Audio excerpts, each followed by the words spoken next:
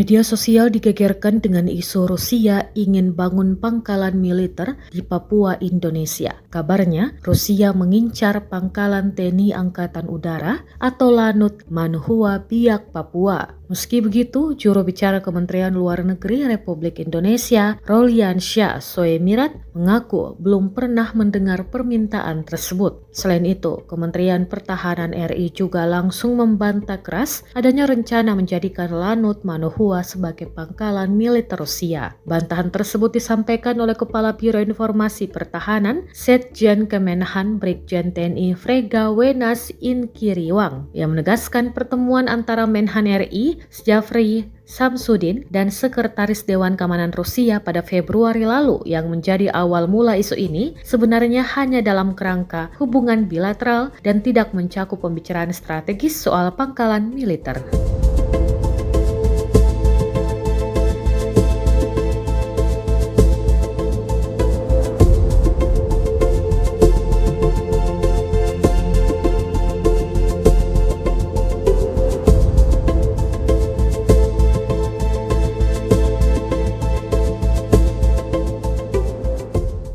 Download Tribun X sekarang, menghadirkan lokal menjadi Indonesia.